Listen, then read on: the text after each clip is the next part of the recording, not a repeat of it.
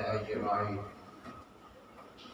أشهد أن لا إله إلا الله وحده لا شريك له، وأشهد أن محمدا عبده ورسوله. اللهم صل وسلم على سيدنا محمد وعلى آله وأصحابه ومن تبع سنته. أما بعد، فيا أيها المسلمون رحمكم الله، أوصيكم وإياي نفسي بتقوى الله وطاعته لعلكم ترحمون. وقال الله تعالى في القرآن الكريم: أعوذ بالله من الشيطان الرجيم، بسم الله الرحمن الرحيم. يا أيها الذين آمنوا اتقوا الله حق تقاته ولا تموتن إلا وأنتم مسلمون. وقال في آية أخرى: أعوذ بالله من الشيطان الرجيم، إن الإنسان خلق هلوعا إذا مسه الشر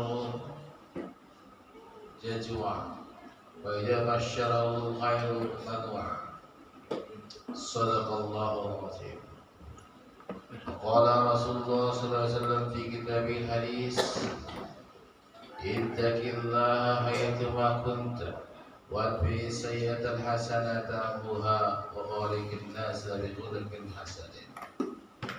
صدق الله العظيم وصدق رسول الكريم، ونحن على ذلك من الشاهدين والشاكرين، والحمد لله رب العالمين.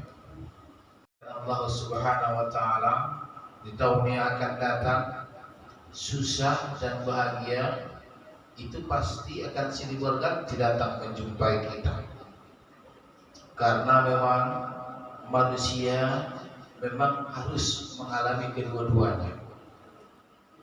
Makanya kata Allah dalam Al-Quran: A'udzubillahi minasyaitonir rajim, innal insana khuliqa halu'a. Sesungguhnya manusia itu diciptakan berkeluh kesah. Manusia itu memang selalu berkeluh kesah. Idza masyahu syarr, apabila mereka ditimpa susah,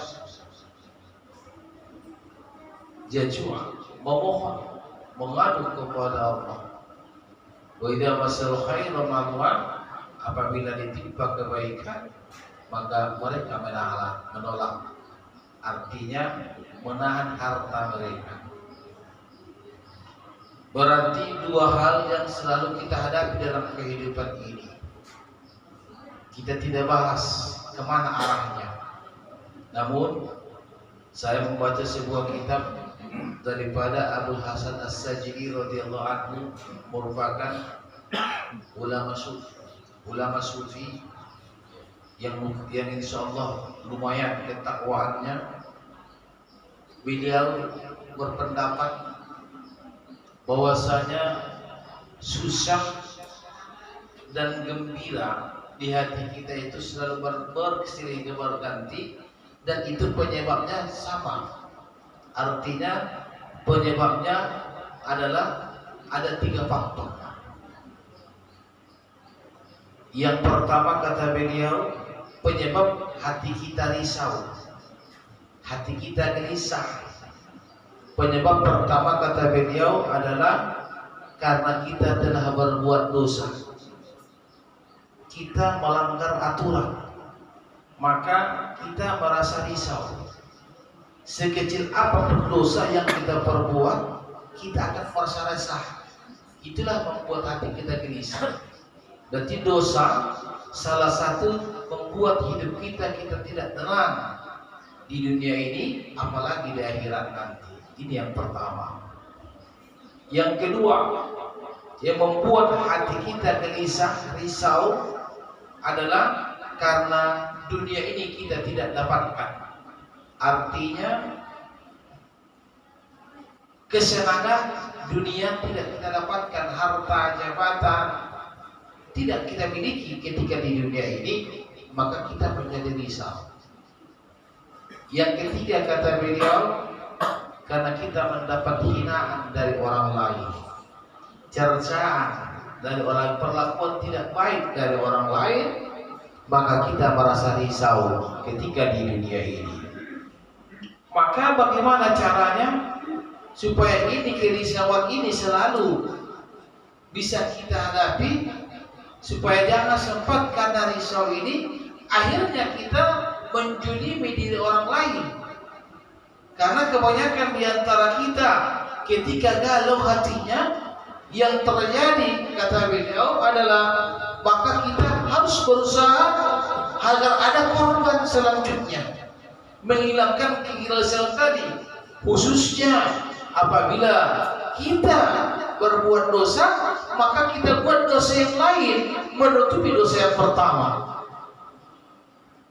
Ini yang sering kita buat, akhirnya menumpuk dosa tadi, maka akhirnya darah yang mengalir dalam daging kita adalah dosa dan dosa, maka apapun kata orang tidak akan diterima lagi. Ketika kita hilang keduniaan kita, hilang harta kita, terjerumus kita ataupun jatuh kita ke dalam kenistaan, maka kadang-kadang yang kita cari siapa penyebabnya. Ketika kita mencari siapa penyebab kita hilang, ketika kita mencari siapa penyebab kita hancur, ketika kita mencari penyebab siapa membuat kita turun jabatan, maka pada saat itulah berarti kita belum menerima siapa takdir dari Allah Subhanahu wa taala. Maka pada situ setan akan mendatangi kita dan akan mempengaruhi kita ke jalan kesesatan. Akhirnya timbul dosa-dosa yang lain. Begitu juga selanjutnya hina. Ketika kita dihina orang, kita akan ingin membalasnya supaya dia terhina kembali. Perbuatan-perbuatan inilah yang dihindarkan oleh Abu Hasan As-Sajdi radhiyallahu anhu. Dengan cara apa? Kata beliau, maka sadarilah sesungguhnya semua itu cara Allah untuk mengangkat kita lebih tinggi. Itu kata beliau, sesungguhnya kita hina di dunia, kita dilecehkan orang, itu cara Allah membuat kita lebih tinggi. Ibaratkan kalau kita punya seekor burung, ketika kita jual kepada orang yang tidak tahu harga burung, maka burung kita kan murah harganya. Tapi ketika burung itu pernah melakukan juara dan kita jual kepada yang hobi burung, maka burung itu pasti mahal harganya. Sama dengan tadi, ketika ujian itu diberikan kepada kita, kemiskinan itu diberikan kepada kita, dosa kita perbuat, kemudian kita bertobat dan menyesal perbuatan dosa tersebut, maka apa yang terjadi? Derajat kita akan ditinggikan Allah Subhanahu wa taala, maka timbullah kebahagiaan. Itulah kata beliau penyebab kita gelisah. Maka caranya ketika kita berbuat dosa, bertobat, tingkatkan ketaatan. Ketika kita mendapat harta, ayo harta itu gunakan di jalan yang benar.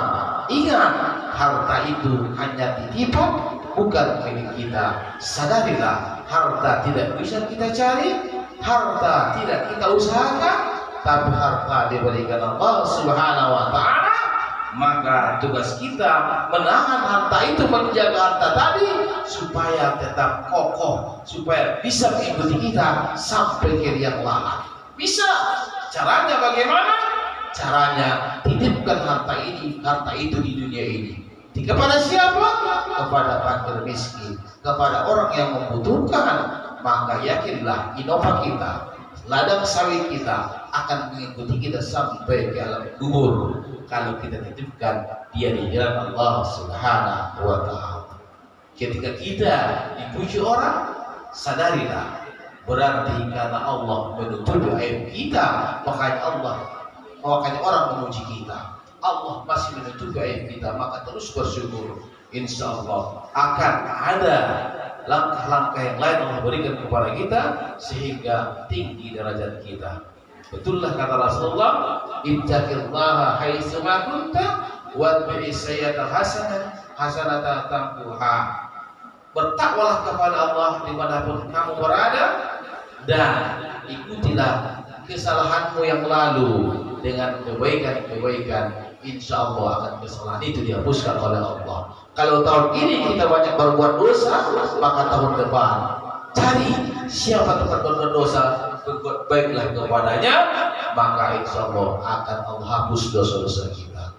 Dan berakhlak mulialah kepada setiap orang, maka insya Allah tahun depan kita akan menjalani kehidupan dengan penuh dengan kebahagiaan. Insya Allah.